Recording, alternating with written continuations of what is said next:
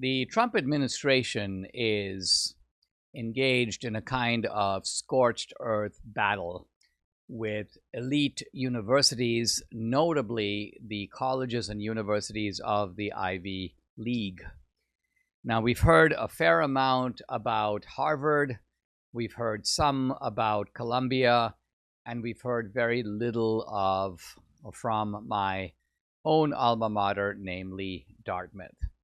Now, that may seem to be the result of the Trump administration somehow singling out Harvard, singling out Columbia, but this is actually not the case. I want to show that Harvard, Columbia, and Dartmouth have all responded to the Trump administration in really completely different ways. The Harvard response has been the most belligerent, and admittedly, the Trump administration has assaulted Harvard politically, legally, on multiple fronts. You violated the civil rights laws. You're practicing racial discrimination. You need to stop with all the trans nonsense in your sports teams. You are also allowing and encouraging anti-Semitism. You're making Jews feel unsafe. We don't like the fact that you let in so many foreign students. We don't know how many of them are jihadis and anti-Semites. So Harvard is being clobbered every which way. And Harvard has dug in and countersued the Trump administration in a kind of Democrat-favorable jurisdiction in Boston.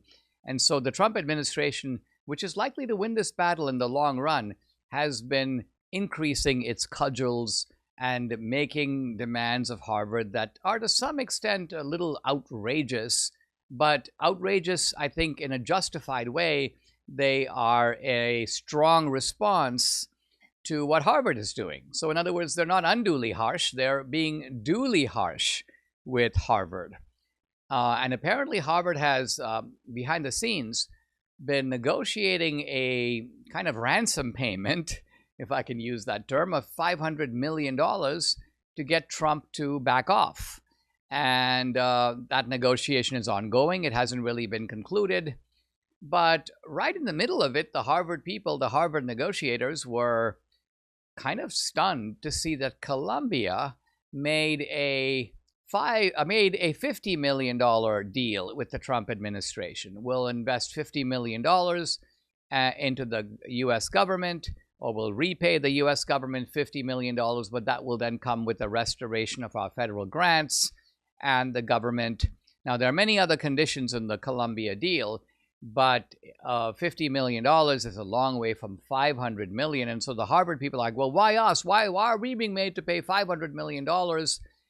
And the answer is because you're scum, because you have been belligerently digging in. You are the worst of the worst. You have used your prestige in a bad way. You have discriminated in blatant and shocking ways against white males, and you discriminate politically against Christians on the campus. So you deserve the pulverizing that you're getting. And you might be able to get out of it, but it's going to cost you. For full shows, live and on demand, it's Salem News Channel.